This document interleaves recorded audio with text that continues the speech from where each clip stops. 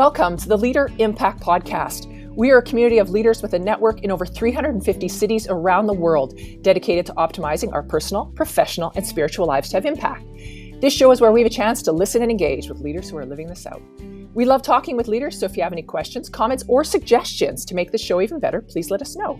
The best way to stay connected in Canada is through our newsletter at leaderimpact.ca or on social media at LeaderImpact. If you're listening from outside of Canada, check out our website at leaderimpact.com. I'm your host, Lisa Peters, and our guest today is Tim Beauchamp.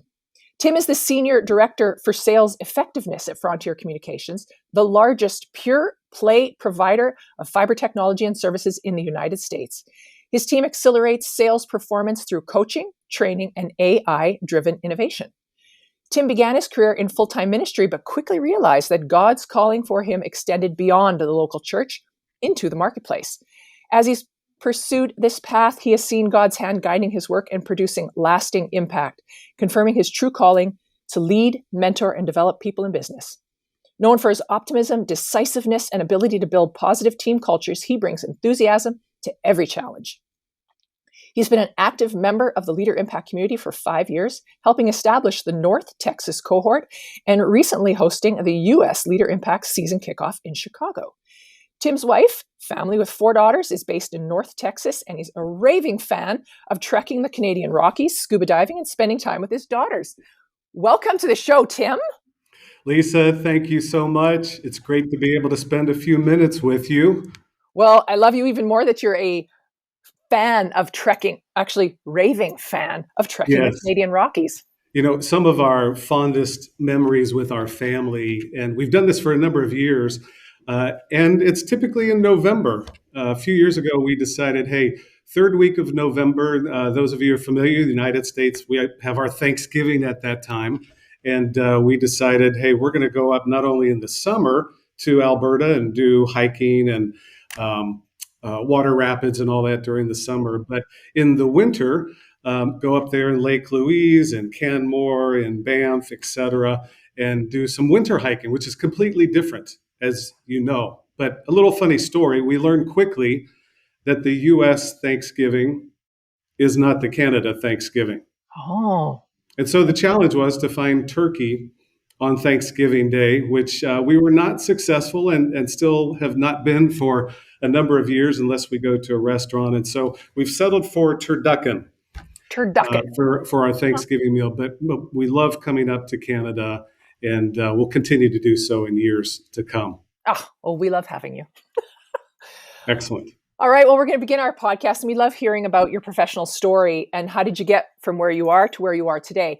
And mostly we want to hear about those if you have a pivotal turning point along that journey. Absolutely. So 2 pivotal, turning points in my business career. The first, it makes me think today at Frontier Communications, where I'm currently in a leadership role.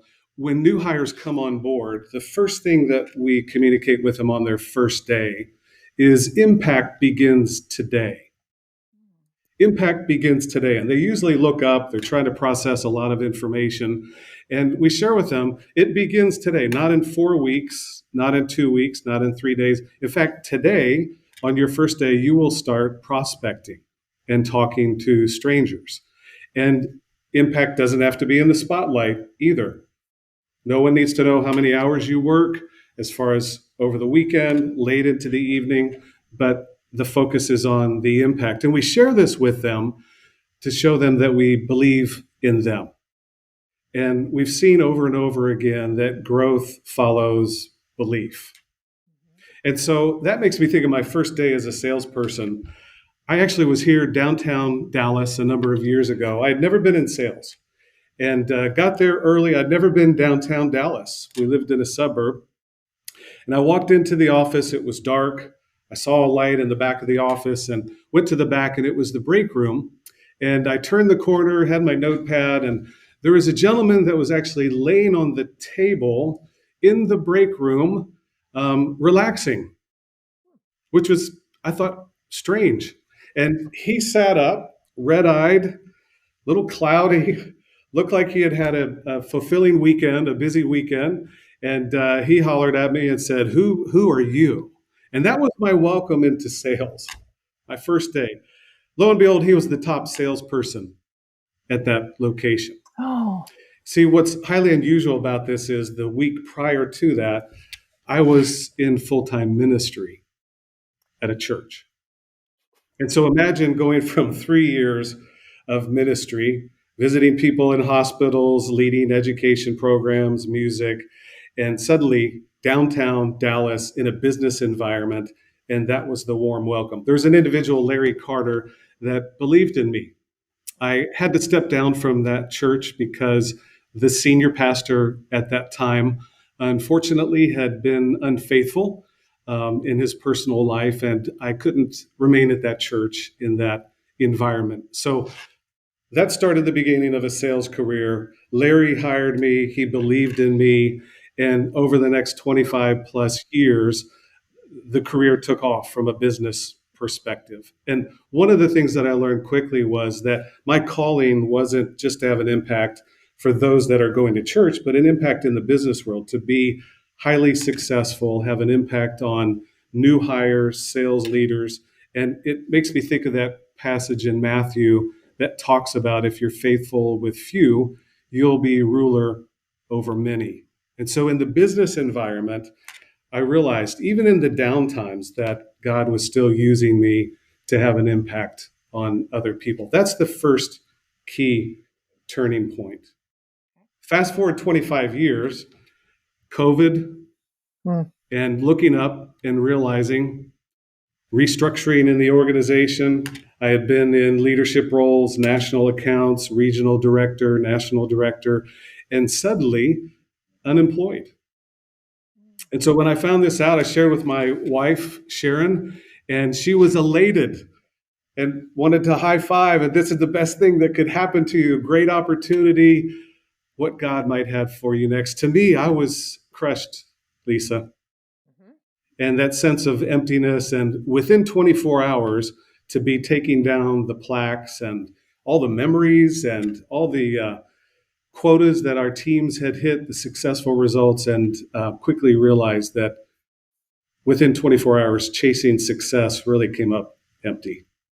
yeah. And so I dove right into interviewing, and within a few days, received a call from a headhunter, and the headhunter said, "Hey, Frontier Communications is looking for this position." Started the interview process. Now, here's the punchline.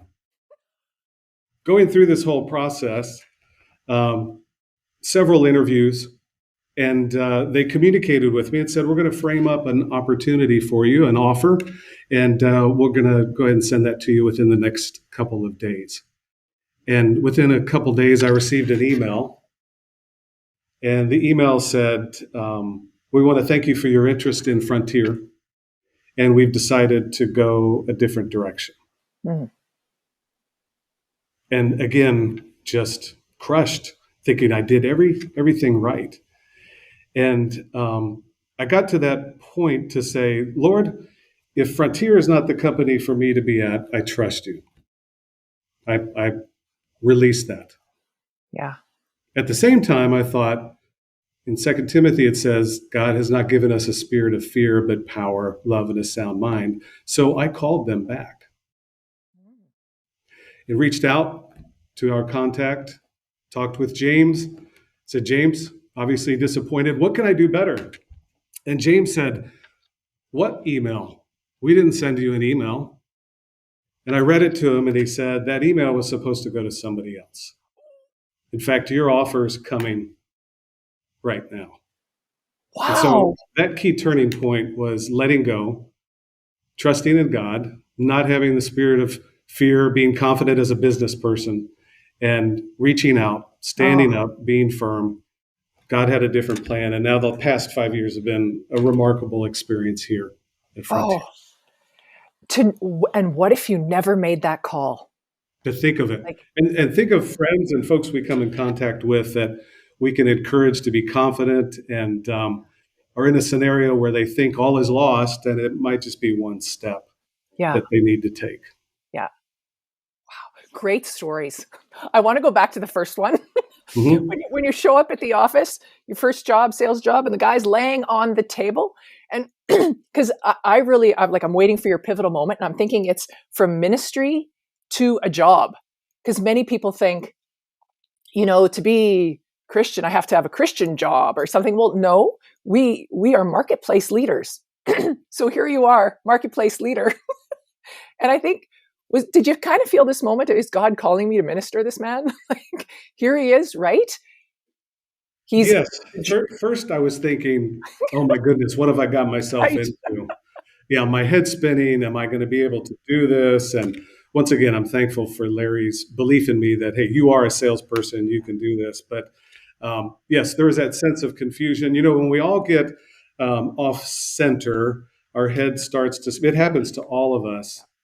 And we have to come back to our foundation. And I think in First Peter 4:10, it talks about how each of you should use whatever gift you've received to serve others as Yes. faithful stewards of God's grace in various Yeah. forms. And so, yes, there was that confusion. Yes, to be in an environment that is not incubated like at church, and people talk different ways, don't use proper language. Not everyone's honest, and it's in business in general. And but that was the door opening to be able to serve others, to be really a steward of God's grace. Yeah, that's a great story. I I loved it. Thank you for sharing that, because I think we're all put in those situations where we're like truthfully, I look up, really, God, is this what we're doing? Is this where you're putting me today? That's Yet right. I asked for ways that I could serve, and then I get put in this situation. And Yeah. I'm like, I have a dear friend, Shan Gastineau, and oh yeah, known him for 25 plus years. Um, and he says, on the way to doing something, I became someone. oh And yeah, that's my life experience. And I think we'd be amazed that most people are experiencing the same thing. yeah. Oh, we had Shan on many podcasts ago, and that is a great, yeah, that's really good. All right. Well, we're going to continue with our second question of your best principle of success. We would love to hear one. And if you have a story that illustrates that. Going back once again as a young salesperson, there was an individual that was a successful sales leader, and he came to our company and led different training sessions. His name was Ken Miller, and Ken is still alive today. And I texted him a couple weeks ago, but this was over 30 years ago. And he led the standard structured training that we had to go through. But the thing that came out with him is that he believed in the individuals that were in his different classes. And one of the things he did at the end of the session was he rolled out a concept of the common denominator of success. And it was actually written by Albert Gray. And this goes back to like 19, I obviously was not alive at the time, but it was a presentation that Albert Gray gave back in 1935, 1940. But the principles remain true still today. They're key factors that contribute to success in really any endeavor. And the focus is on what is it that successful people do? This is from a business perspective. And that is that she or he forms the habit of doing things that failures don't like to do. And he rolled that out at the end of the session. And as a young person, I thought, okay, great. I want to go back to my city, start calling, make a lot of money. And years later, almost 15 years later, I was going through a file cabinet and found what he had handed out and brought it back and read it. And it started to make sense that successful people, they don't necessarily love the things that they have to do, the habits, but they're driven by their purpose as the engine, that they're disciplined enough to form those habits to be successful. And so, once again, here for the past few years, when someone, in fact, I have a copy of it here, can get it on Amazon. It's an easy read. We introduce this to those that come on board. And we remind them and walk them through how important it is that when you feel like your pipeline's not growing, when you're not hitting your numbers, if your customers are not pleased, We talk to them about TNT, takes no talent. You should be on time. You should work hard. You should be honest, diligent. All of those are the basics, but you should form habits that will help you drive a healthy pipeline. A mentor here, one of our senior vice presidents, Joe Pelletieri, says healthy pipeline drives predictable revenue growth. And as leaders, our role is to expose areas that need discipline to create habits. And so creating habits, Yeah. that falls into our personal life, Lisa, as well. Yeah. What is it that maybe we don't like? And it's so much easier to absorb the pain of missing our goal than to be disciplined and creating those couple habits to get there. I'm going to repeat that book. It was Common Denominator of Success by Albert Gray. Yeah. Yes. I got to look that up. Yeah. Some of those are the classics. Yep. There are some great classics. As you were speaking, and I'm thinking, what is it successful people do? And there was an interview we did, and it was Cindy Clausen, and she talked about the gold medal and the treasures we have on earth. So I think of when you lost your job and you were packing up all those medals and all those plaques and everything. They mean nothing. I mean, they do. They're great. You won them, yay! But she talked about her medal, and it's starting to oxidize, and it's a gold medal. It's yes, and she has 5 from one Olympics. Amazing. Those are the treasures on earth, and they don't mean anything. They didn't. You lost your job. You like how brilliant that is of a statement that it's not about the treasures we gather on earth. It's the interesting thing is, I believe that happens to the majority of individuals that are in business. And that can be a home business. It could be a big corporate business like this.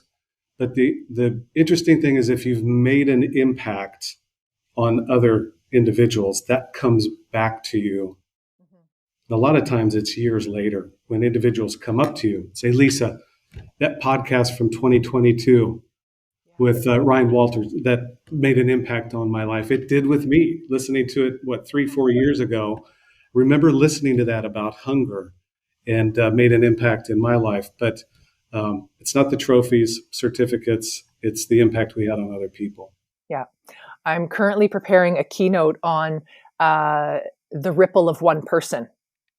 And it's for a group of volunteers, but talking about the leadership that they provide, because you never know who you will affect 2 years, and someone comes up to me and said, do you remember you said that to me? I saw that, so great story. Thank you for sharing. You kind of mentioned about learning more from our failures. What successful people do. They I'm learning from our failures. Like they take them as we'll learn. So if you have a failure or mistake that has happened, because we know we learn more, we learn more than that from our own successes. So if you have one and a story to share. Yeah, absolutely. Failures qualify us to be leaders. In Henry Cloud's book, in one of our LeaderImpact groups, we've read Integrity.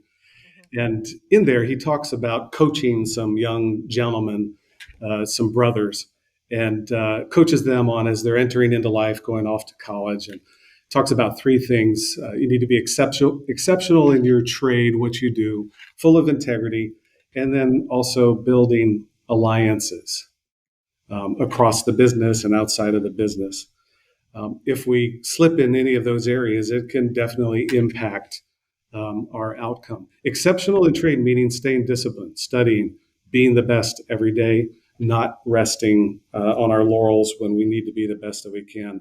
I remember we had secured a meeting with the CIO of a municipality here in Texas this time, and quite an opportunity. And so in our pre-call with the client was very direct and saying, Tim, here are the things I'd like you to cover. Here are our challenges. I look forward to hearing your proposal and solution with your team.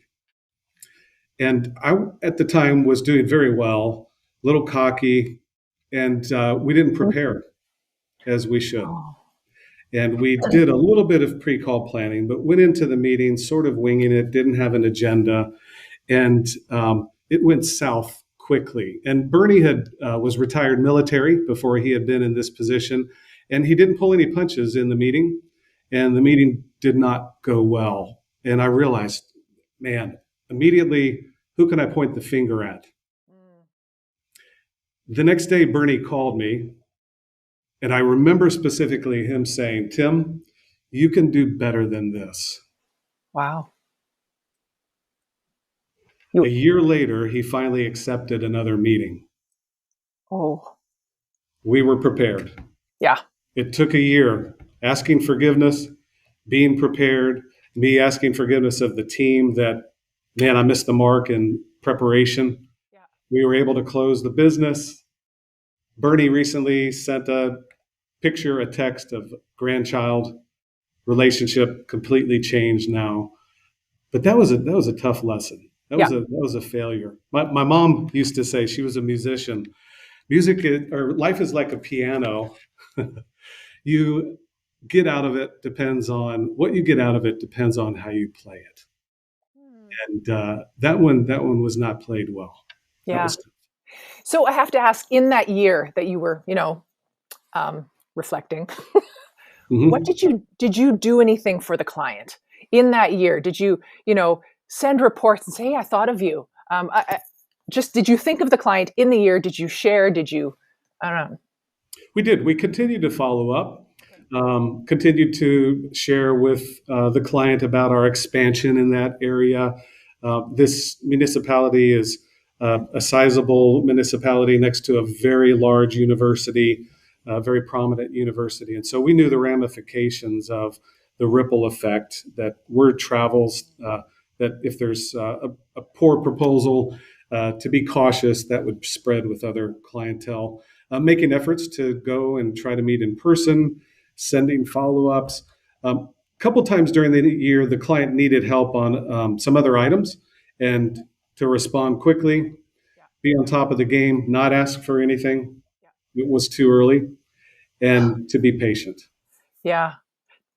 Good for you. I mean, I have been in that situation where I just have to step back and go, there's no ask right now. Like I have to give, I have to build the trust again. So yeah. That's right. All right. Obviously you have been in LeaderImpact for 5 years, cohort in Texas. We want to grow personally, professionally, and spiritually. So for impact. So I wonder if you're willing to share an example of how the spiritual makes a practical difference in your life as a leader. Mm-hmm. LeaderImpact definitely has had a huge impact on me the past 5 years. As a person that loves scuba diving, the one way I look at it is that the LeaderImpact groups are like fresh oxygen.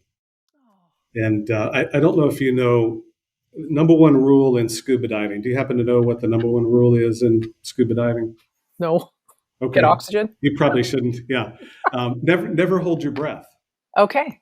And you would think, oh, yeah, but the temptation is to hold your breath when you're underwater, but you need to constantly keep breathing. And so I sat in on one of the Atlanta LeaderImpact groups early this morning at 6 a.m. And just a really powerful session with these businessmen. And afterwards, I literally thought, this is like oxygen to me. It's refreshing. And whether it's joining a lab in Belgium at one of the anniversary gatherings, or going to Atlanta, meeting there, hosting the kickoff, LeaderImpact has had an impact on me these past 5 years. Brene Brown, she talks about connection. Connection's why we're here.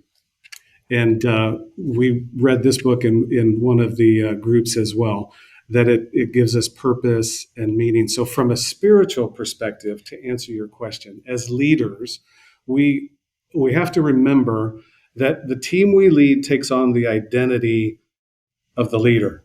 Mm-hmm.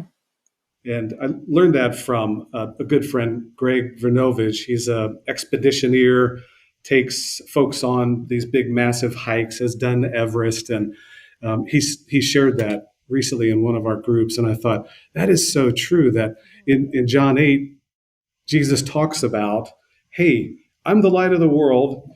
If you follow me, you'll never walk in darkness, but you'll have the light of life. Yeah.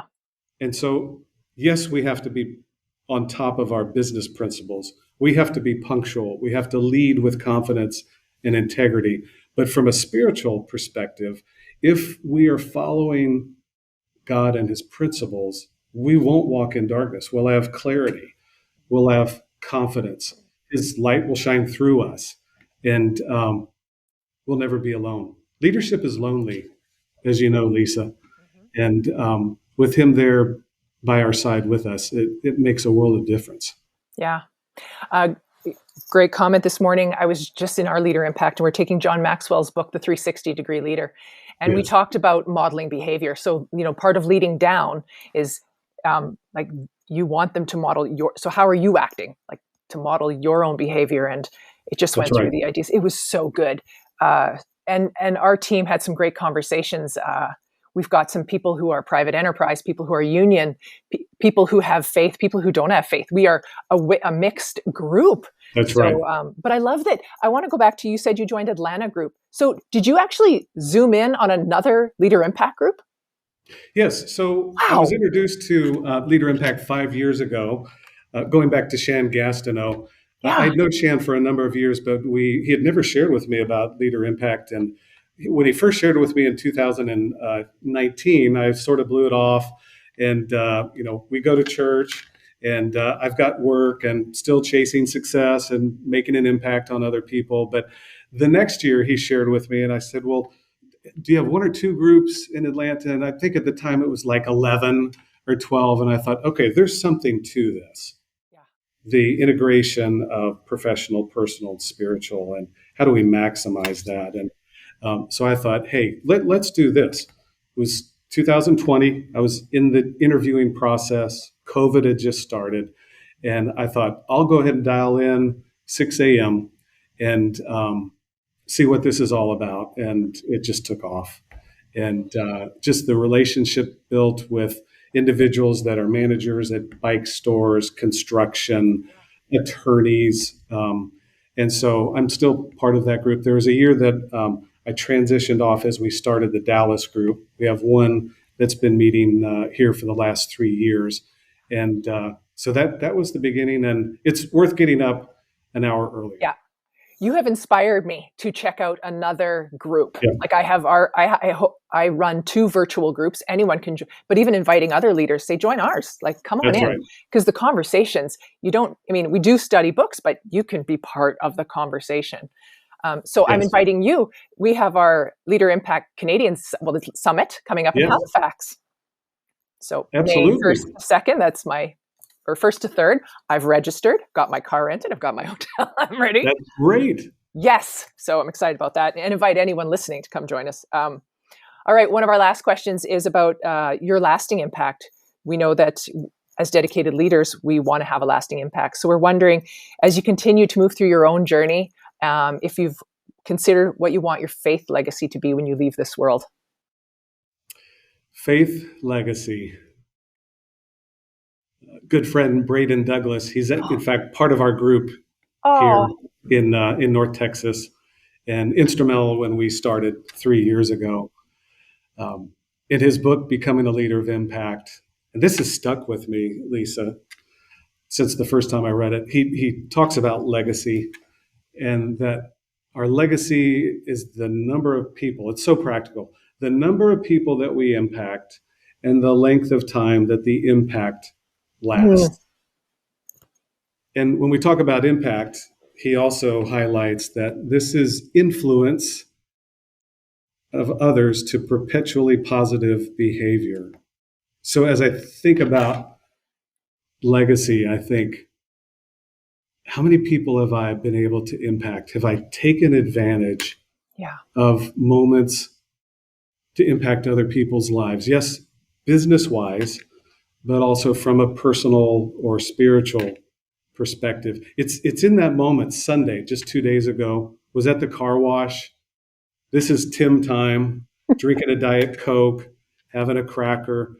And of all the tables, a gentleman, very sharp dressed, African-American businessman came up and plopped down a bag, like a man purse on the table. And I didn't want to talk to anybody. And there's nobody else at the tables, Lisa. And he put the bag there, and I looked up and cordial and said, "Hey, how are you doing?" And I don't think he didn't think I was going to talk to him. And he said, well, I'm not really doing good. And I said, tell me more. That's the question. That's not a Oh, question. Tell me yeah. more. You can always win with that in sales, in personal interaction. Tell me more. And he said, well, I have chronic pain in my heels, in my legs. I've had heel replacements, and I'm in chronic pain. He opened up his man purse, and it was full of lotion and medication, pain meds. And he just shared the journey that he's been through. And he said, but this is, I believe, what God has me to accept at this point. And I've just been through 2 knee replacement surgeries in the past 6 months myself, and just coming out of therapy and a lot of pain and managing pain.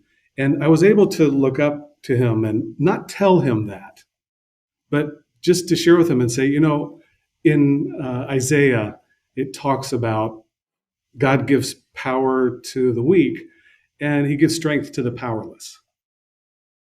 And just left it at that. And he said, I needed to hear that. I needed to hear that. This is a God ordained at the car wash. Right. And as I shared that with him, I started to realize impact doesn't need a spotlight. Wow. It's so good. Um, It's a good story because I think, you don't have to have a spotlight. You don't have to be in a church to make an impact. My middle brother, I have 2 awesome older brothers. He reminds me, hey, in Romans, God's gifts and his call can never be withdrawn. Your calling, each person we come in contact with has a calling, has gifts that God's given to them, and it can't be withdrawn. And so we've got to look for those opportunities to share. That legacy of having folks come up at a wedding, Tim, you had an impact on me 25 years ago, and God changed my life, or our 4 daughters wanting to talk about spiritual things. That's the legacy I'd like to leave. Tim, that's fantastic. I love listening to you, and I'm working very hard on my Bible verse memory. So I have an app it's called Bible Memory, and I'm really practicing. So when you tell a story, you just bring up something from the Bible. I mean, that's just powerful, and everything you bring up is so relatable. So it's like, yes, that is in the Bible.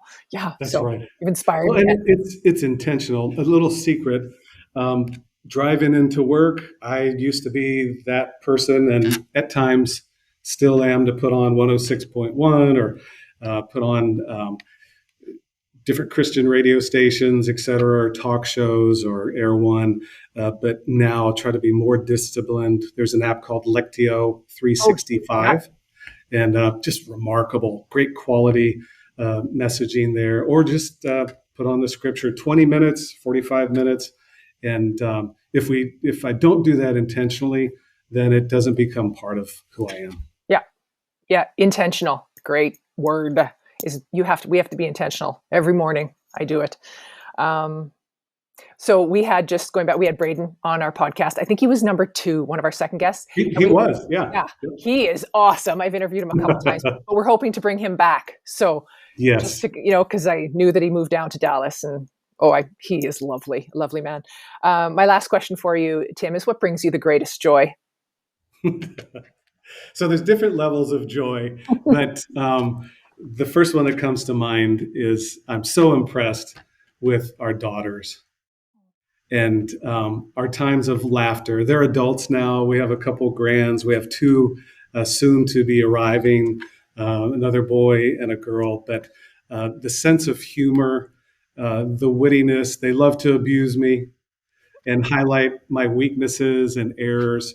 I remember a few years ago, and this has started to become tradition during the holidays, we have a group text, and a picture came over, and it was 4 pictures of legs. And it was their legs. And they hadn't shaved for several weeks during the holidays. And their challenge was, Dad, can you select whose legs are whose? and laughter and abuse and things like that. Greatest joy of, it's been said that success is that your kids want to come back and they want to listen to you and enjoy life. But we really enjoy life together. The beautiful thing here again is that I love them, and not because of what they've done, but because I love them and believe in them. That's God's love for us. Yeah. Whatever we do, if we make a mistake today at work with a stranger, that when we stand at the end of the day, he still loves us. That's our identity. That there's no one that we have to impress. Yeah. Final comment was dropping my dad and mom off at the airport, and gave my dad a big hug. Colonel in the Marine Corps, real tough. And he said to me, "Enjoy life." And I pushed him back and, "Yeah, thank you." And he grabbed me again. And he said, "No, you really need to enjoy life and be aware of that." And so that was a good word from my dad. It's important to enjoy. Yeah.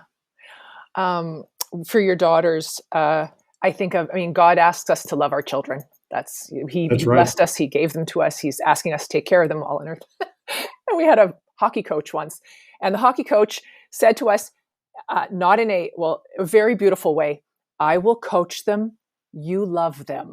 That's right. You don't need to coach them. When they're finished the game, and good or bad, you only get to say good. Love them. Yeah, I'll point out, you love them. So, but it's so tempting to want to coach, especially if you're good at hockey or good at basketball or whatever was your thing. That's right. Just love them. They get it. They got coaching. So that's right. Tim, I want to thank you for joining us these last over half hour. You've inspired me to get back on my Bible app right now. I already did it this morning, but it's like, I got to learn more. I want to learn more. So you've left an impact on me. So if anyone's listening and they would love to reach out to you, find you, what is the best way? Easiest way is on LinkedIn. Okay. And it's Tim Beauchamp. Some might say Beauchamp, but it's Tim, Beauchamp. All right. Well, thank you again. It has been an absolute pleasure having you on the Leader Impact podcast. Thank you, Lisa. You're welcome. All right. Well, I want to thank all our listeners for joining us. If you're part of Leader Impact, you can always discuss or share this podcast with your group. And if you are not yet part of Leader Impact and would like to find out more and grow your leadership, find our podcast page on our website at leaderimpact.ca. You can also check out groups available in Canada at leaderimpact.ca. Or if you're listening from anywhere else in the world, check out our leaderimpact.com or get in touch with us by email at info@leaderimpact.ca, and we will connect you. And if you like this podcast, please leave us a comment, give us a rating or a review. This will help other global leaders find our podcast. Thank you for engaging with us. And remember, impact starts with you.